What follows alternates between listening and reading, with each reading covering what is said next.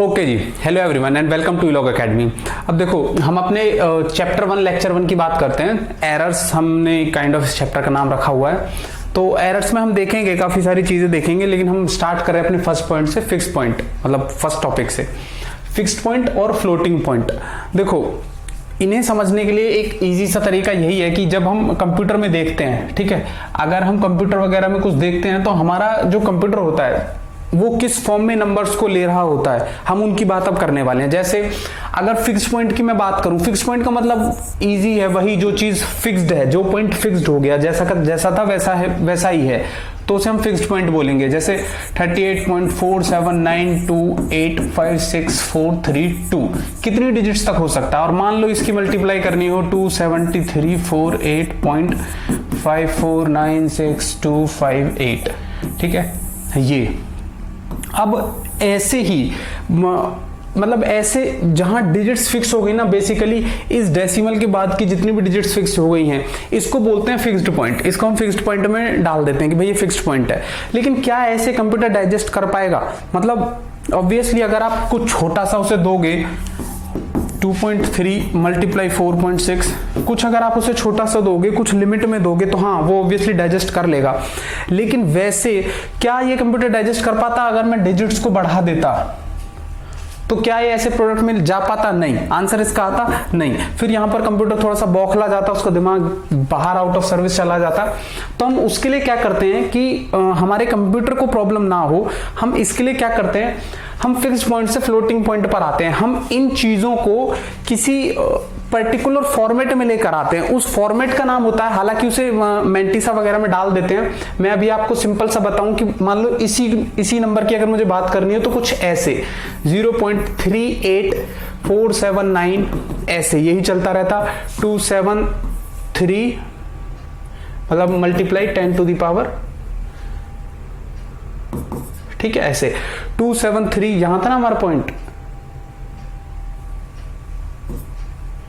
ठीक है, 27348 पॉइंट ये था ना। तो अगर मैं यहां आ जाऊं 0 पॉइंट समथिंग और 854 ऐसे ये डिजिट्स ऐसे, तो मल्टीप्लाई में कितना आ गया, 2 3 5, तो 10 की पावर 5। हम इसे इस फॉर्म में ले आए, ठीक है। देखो हुआ क्या, मेरे पास पहले कुछ फिक्स्ड पॉइंट था, ठीक है।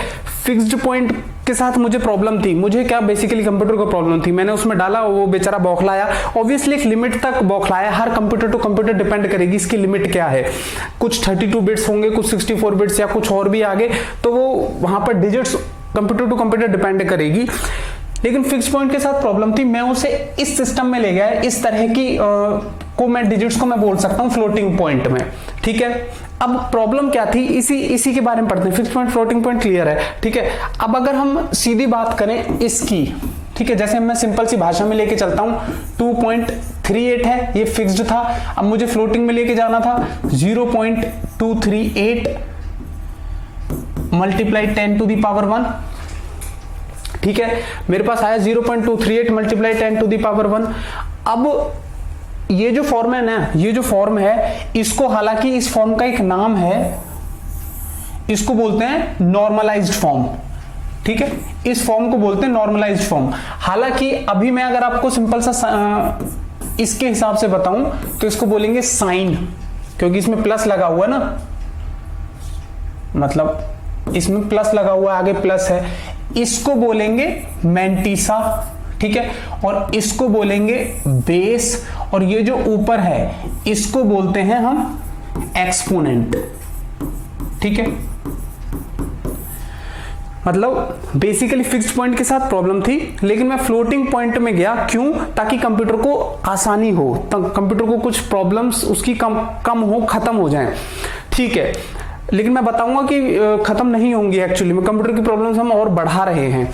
देखो सिंपल सी बात थी कि मेरे पास ये एक नंबर था, ठीक है, और मैंने किया क्या, कुछ नहीं किया, मैं इसे 0.238 इंटू 10 टू द पावर 1 इस फॉर्म में लिख दिया। इसी फॉर्म का नाम होता है basically normalised form.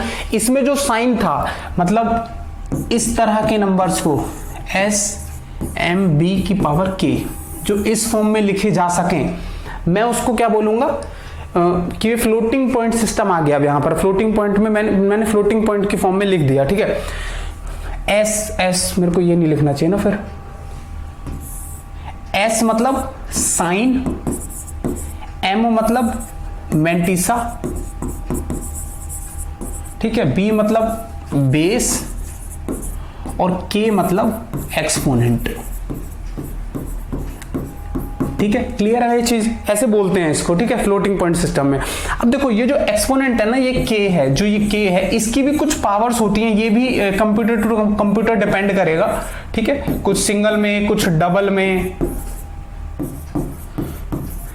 Super computer की ऑब्वियसली ज्यादा एक्सटेंडेबल होती है, मतलब ज्यादा ये एक्सटेंड हो जाती है उसमें। अगर सुपर कंप्यूटर है तो हाँ, ये के जो लेस देन होगा ये बहुत ज्यादा वैल्यू तक होगा, के ग्रेटर देन होगा तो वो बहुत ज्यादा नेगेटिव वैल्यू से होगा। ये सुपर कंप्यूटर की कहानी हुई। वैसे हाँ, लिमिट वेरी करेगी कंप्यूटर टू कंप्यूटर, पहली चीज। दूसरी चीज, हम ये जो एक्सपोनेंट ले रहे हैं, अगर मान लो आपकी के की वैल्यू कल को 400 के अप्रॉक्स आ जाती है, ठीक है, के की वैल्यू जो है मेरी कल को 400 के अप्रॉक्स आ जाती है, तो मैं क्या करूंगा, मैं इस नाम को बोल दूंगा ओवरफ्लो। जो मेरी एरर, जो मतलब बेसिकली जो मेरे पास टर्म आई कि मैं ओवरफ्लो हो गई, मेरी जो वैल्यू थी ना वो ओवरफ्लो हो गई है। अगर मेरी यहां कहीं आई इससे ज्यादा कम, तो मैं उसको बोलता हूं क्या हुई है, अंडरफ्लो। ये टर्म्स हैं, ये डेफिनेशन है, ये इसेंशियल डेफिनेशन है आगे की चीजों को समझने के लिए। कल को हम बोल देंगे चुपचाप कि भाई ये तो ओवरफ्लो हो गया, तो आपको पता रहना चाहिए क्या मतलब है ओवरफ्लो का, ठीक है। कि भाई मैंने अभी ये बताया फिक्स्ड पॉइंट है, अब हम आगे फिक्स्ड पॉइंट आइटरेशंस पढ़ेंगे या कुछ भी पढ़ेंगे तो आपको आइडिया लग जाए कि हाँ फिक्स्ड पॉइंट में जो बोल रहा हूं वो ये है। मतलब बेसिक डेफिनेशंस हैं, पूरे कोर्स को स्टार्ट करने की कहानी है ये, ठीक है। नॉर्मलाइज्ड फॉर्म, मैं किसी भी नंबर को अगर मैं इस फॉर्म में लिख दूं, d1 d2 d3 dot dot dn into 10 to the power n, अगर वो n है तो आप इसको कुछ और ले लो, dk ले लो, ठीक है। 0.d1 d2 d3 dot dot dot dk into 10 to the power n। अब देखो मैं किसी भी नंबर को अगर मैं इस फॉर्म में लिख सकूं तो मैं इस फॉर्म को बोलूंगा नॉर्मलाइज्ड फॉर्म, सिंपल। अब सवाल आया कि ये मैं ले क्या सकता हूं, मैं किसी भी नंबर को लिखूं। मान लो अगर मेरे पास कोई भी नंबर है, जैसे 4.78 था तो मैंने क्या लिख दिया, 0.478 इंटू 10 टू द पावर 1, ठीक है। ये बिल्कुल वैसे ही है। इसके हिसाब से साइन क्या है, प्लस, मेंटिसा क्या है ये, और बेस क्या है 10, और एक्सपोनेंट क्या है n। देखो जब मैं यहां था ना, साइन, मेंटिसा, बेस, मेरा जो बेस है ना वो हो तो कुछ भी सकता है, कोई कहीं 10 होता है, कहीं डेसिमल होता है, कहीं 8 होता है, या कुछ भी हो सकता है, लेकिन हम यूजुअली जो इसे लेकर चलते हैं वो 10 होता है, ठीक है। कहाँ मतलब हमारी जितने भी काम की चीजें होती हैं वो बेस हम 10 लेकर चलते हैं, ठीक है। मैंने इसको इस फॉर्म में लिखा, मतलब साइन क्या है प्लस, मेंटिसा क्या है ये, बेस क्या है 10, और एक्सपोनेंट क्या है ये 1, ठीक है।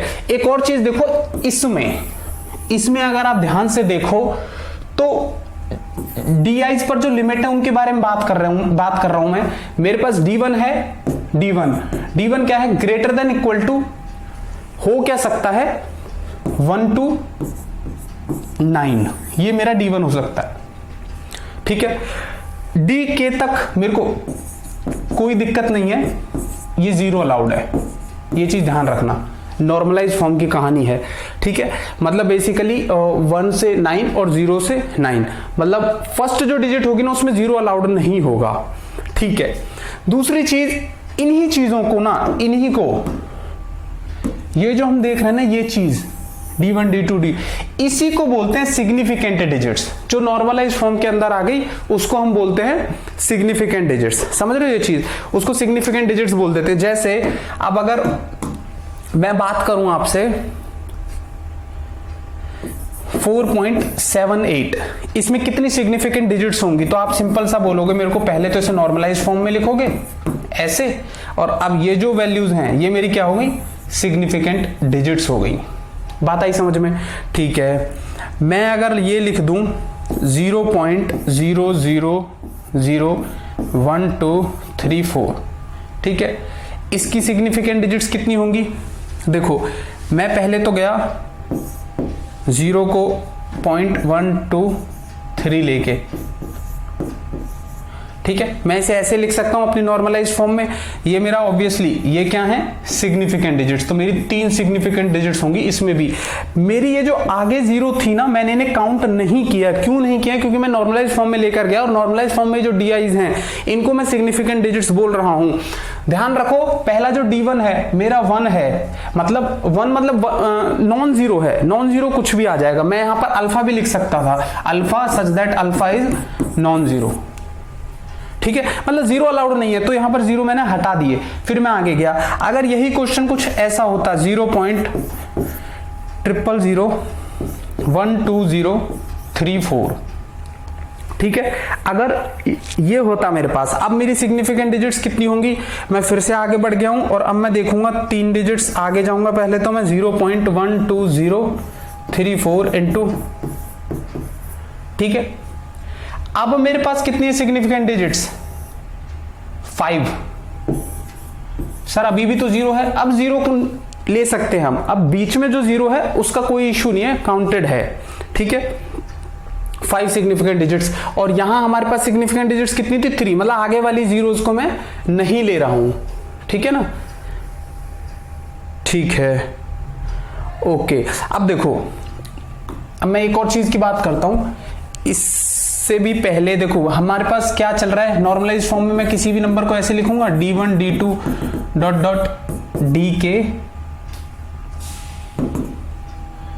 Into 10 to the power n, मतलब प्लस माइनस जो भी होता है इसे साइन बोल देते हैं, इसे मैंटीसा, या फिर DIs को मैं सिग्निफिकेंट डिजिट्स बोल रहा हूं, बेस और एक्सपोनेंट, ठीक है, ये चीज क्लियर है। दूसरी चीज, अगर मैं कहूं कि मेरे पास मान लो कोई भी नंबर था, जैसे 47.8235679245 कुछ था, आगे जाके ये फिक्स्ड था, जो भी है, मैंने क्या किया, मैंने इसको 2 पॉइंट और पीछे लेके गया, 8235679245 ऐसे चला गया, इनटू में 10 to the power 2, ये मेरे पास आ गया एक फ्लोटिंग बोल लो, अब या आप और अच्छी फॉर्म में बोल सकते हैं, नॉर्मलाइज फॉर्म बोल लो, ठीक है। अब मैंने नॉर्मलाइज फॉर्म ले लिया, मेरा फिक्स्ड पॉइंट तो ये कंप्यूटर नहीं डाइजेस्ट कर पा रहा था ना, ये वाली फॉर्म तो कंप्यूटर डाइजेस्ट नहीं कर पा रहा था, तो मैं इसको फ्लोटिंग में लेकर आया डाइजेशन के लिए, लेकिन अभी भी तो प्रॉब्लम वहीं की वहीं रही। अब ये भी तो उतना ही बड़ा रहा कंप्यूटर के लिए, समझ रहे हो, मतलब भाई ये भी तो उतना का उतना ही बड़ा रहा। अब कौन सा हमारे पास कोई समाधान निकल गया, सॉल्यूशन बच के आया?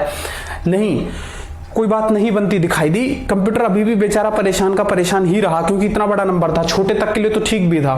तो अब जो है ना, अब बेसिकली हमारे पास बात आई इन दोनों कॉन्सेप्ट्स की, चॉपिंग मतलब बेसिकली एरर्स की, सॉरी पिछले पे ना, ठीक है। अब बेसिकली हमारे पास बात आई चॉपिंग और राउंडिंग ऑफ की, समझ लो, मतलब अब हमारे पास बात आ रही है कि भाई हम या तो चॉप करें और या फिर राउंड ऑफ करें, ठीक है। अब देखो, अब चॉपिंग और राउंड ऑफ का एक सीधा साधा सा मतलब तो आप समझ ही गए, आप करते ही आए हो, चॉपिंग भी करते हैं और राउंड ऑफ भी करते आए हो, ठीक है। जैसे हम पाई के साथ करते थे, पाई की वैल्यू 22/7 नहीं होती, पाई की वैल्यू 3.14 नहीं होती। अब आप समझदार हैं, आपको पता होगा इतना तो, ठीक है, क्यों नहीं होती, करवाई जाती है लेकिन होती नहीं है। पाई इरेशनल नंबर है, रेशनल है, दोनों इक्वल कैसे हो सकते हैं? पाई अगर इरेशनल है तो फाइनाइट वैल्यू कैसे आ रही है, ठीक है।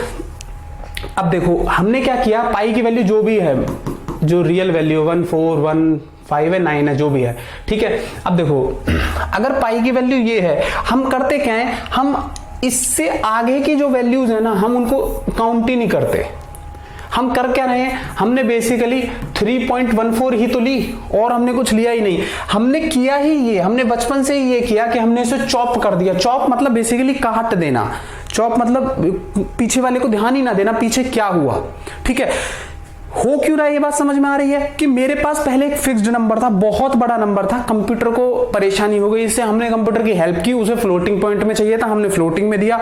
हमने फ्लोटिंग में देने के बाद 0 पॉइंट समथिंग जो किया बड़ा, वो भी उससे डाइजेस्ट नहीं हुआ, वो भी इतनी परेशानी वहीं की वहीं रही। अब हम फिर चॉपिंग पर आए कि भाई चल हम तेरी और हेल्प करते हैं, हम चॉप करते हैं इस नंबर को। चॉप करने के बाद जो हमारे पास नंबर आया, ठीक है भाई, ये नंबर आया चॉप करने के बाद, हमें कोई प्रॉब्लम नहीं है, ठीक है, हम तेरे लिए चॉप करेंगे। लेकिन हमने एक काम और गड़बड़ कर दी, जब हमने इसे चॉप किया ना, तो हम अब अगले टॉपिक की तरफ चले गए, एरर्स। हम जब बेसिकली देखो हम कर क्या रहे हैं, मेरे को जिस इस नंबर से काम था, मेरे को मान लो 27.43892, मेरे को इस नंबर से काम था, इसी की जरूरत थी, लेकिन मैंने कैलकुलेशन की हेल्प के लिए मैंने इसे हटा दिया, मतलब मैंने ना आगे की 3 डिजिट्स को देखा ही नहीं, समझ रहे हो। तो मैंने बेसिकली किया क्या, मैंने चॉपिंग की, चॉपिंग तो की, लेकिन मैंने एरर का भी तो काम कर दिया ना, एरर तो आनी है, समझ रहे हो। तो मैं एरर की तरफ चला गया। अब देखो मैं आ गया मैं एरर की तरफ, मतलब एरर तो आ ही जानी है। कोई भी आपके पास अगर नंबर हो और आपसे बोला जाए कि भाई अप टू इसी नंबर को बोल दिया जाए कि अप टू 4 सिग्निफिकेंट डिजिट्स, आप इसको चॉप कर सकते हो या काटो, मतलब बेसिकली मुझे चॉपिंग तो करनी है लेकिन अप टू 4 सिग्निफिकेंट डिजिट्स तक, तो कैसे करोगे आप? ऐसे नहीं बोल दोगे 1 2 3 4, नहीं, पहले नॉर्मलाइज फॉर्म 0.2743892 इंटू 10 की पावर 2, ठीक है। अब ये जो डिजिट्स हैं सिग्निफिकेंट कितनी है, 1 2 3 4 5 6 7 सिग्निफिकेंट डिजिट्स हैं, वो कहता है अप टू 4 सिग्निफिकेंट डिजिट्स, मतलब ये, तो अप टू 4 सिग्निफिकेंट डिजिट जो आपने चॉपिंग करी वो ये हुई। बात आई समझ में? अप टू 4 सिग्निफिकेंट डिजिट्स की जो चॉपिंग हुई वो ये हुई। लेकिन अब अगर वो बोल देता कि भाई राउंड ऑफ करो, राउंड ऑफ भी तो बचपन में सिखाया था, राउंड ऑफ करो। देखो दोनों concept same, kind of same है, दोनों की जरूरत होती है, लेकिन जब आप क्वेश्चन कर रहे हो तो एक क्वेश्चन में एक ही यूज करना। चॉपिंग कर रहे हो तो चॉपिंग ही करो, राउंड ऑफ कर रहे हो तो राउंड ऑफ ही करो। ये ना हो कि एक स्टेप में चॉपिंग, दूसरे में राउंड ऑफ, फिर चॉपिंग फिर राउंड ऑफ, ये बेड़ा गर्क कर देगा, ये गड़बड़ हो जाएगी। ठीक है, ठीक है। तो अब क्या करोगे, ये क्लियर है। अब मान लो कि ये था मेरे पास नंबर क्या था मेरे पास, 0.2743892, ये था मेरे पास नंबर, ठीक है। अब मेरे को क्या करना है, मेरे को अब राउंड ऑफ देखना है, मेरे को अब देखना भाई राउंड ऑफ, ठीक है। अब मैं राउंड ऑफ कैसे देखूं, राउंड ऑफ सिंपल सी बात है, जैसे भी करना है, मान लो अप टू 3 सिग्निफिकेंट डिजिट्स आपको राउंड ऑफ करना हो तो क्या हो जाएगा 0.244, क्यों? क्योंकि 5 से बड़ा है। जब भी 5 से बड़ा होगा उससे पहले वाली डिजिट 1 बढ़ जाएगी, अगर 5 से बड़ा हुआ तो। लेकिन अगर यही नंबर मान लो 0.2438 की जगह 5 होता और 92 ये आता, अब हम क्या करते, राउंड ऑफ करना है हमें। राउंड ऑफ में सिंपल वही 0.24, आगे ये 3 है ना, 5 से बड़ा अगर कुछ भी होगा तो 1 आ जाएगा। लेकिन अगर 5 होगा तो हमें देखना है, क्या देखना है, 5 से पहले वाली डिजिट देखनी है। अगर वो ऑड है तो उसे इवन बना देना है, और इवन है तो इवन है ही।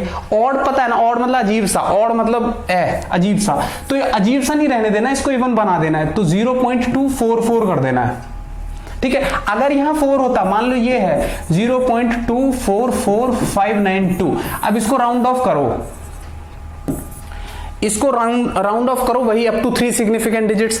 तो हम 3 सिग्निफिकेंट डिजिट्स तक गए, पहली डिजिट 2, दूसरी डिजिट 4, तीसरी डिजिट है 4, तो मतलब उससे अगली वाली डिजिट देखेंगे राउंड ऑफ करने के लिए। वो 5 से बड़ी होती तो मैं 5 कर देता यहां, लेकिन वो 5 से बड़ी है नहीं, 5 है। और अगर वो 5 है तो मैं चेक करूंगा कि भाई मेरी उससे पहली वाली जो डिजिट है, मतलब ये, क्या ये ऑड है या फिर ये इवन है। अगर इवन है तो कोई प्रॉब्लम नहीं, अगर ऑड है तो उसे इवन कर दूंगा, ऑड है नहीं इवन है तो मैं इसे ये कर दूंगा, ठीक है। और अगर मान लो इसी में आपको अप टू 2 सिग्निफिकेंट डिजिट्स चाहिए थी, मान लो इसमें up to 2 significant digits round off चाहिए, तो क्या होएगा 2 मतलब 2 4, मतलब अगली वाली डिजिट देखूंगा, अगली वाली डिजिट है 4, 5 से कम है, इसका मतलब कोई चेंज नहीं, तो 0.24 ही रहेगी राउंड ऑफ, ठीक है। आई होप ये भी क्लियर हुआ हो, मतलब चॉपिंग और राउंड ऑफ, चाहे कुछ भी मैंने किया हो, चाहे मैंने चॉपिंग की हो और चाहे मैंने राउंड ऑफ किया हो, मैंने काम बिगाड़ दिया, मैंने कुछ ना कुछ तो क्वेश्चन में छेड़खानी कर दी, जितना बड़ा नंबर था उतना तो लिया नहीं मैंने, या तो चॉपिंग कर दी और या फिर मैंने उसका राउंड ऑफ कर दिया, तो बेसिकली मैं एरर में तो घुस गया। समझ रहे हो, एरर का वही मतलब है, एरर का बेसिक मतलब वही है, ठीक है। अब मैं आया एरर के बाद एब्सोल्यूट एरर, है ना, ठीक है। एरर के बाद अब मैं आया एब्सोल्यूट एरर और रिलेटिव एरर। अब देखो ये भी इंपॉर्टेंट है, एब्सोल्यूट एरर और रिलेटिव एरर का क्या सीन है अब यहां पे, कुछ ऐसे कि आप मान लो एब्सोल्यूट एरर ना बोलते इसी को है, जैसे एब्सोल्यूट ई से error, absolute error P minus P star, ठीक है, ठीक है। P क्या है यहां पर, एग्जैक्ट वैल्यू, ठीक है, और P स्टार यहां पर क्या होता है, अप्रोक्सीमेट वैल्यू।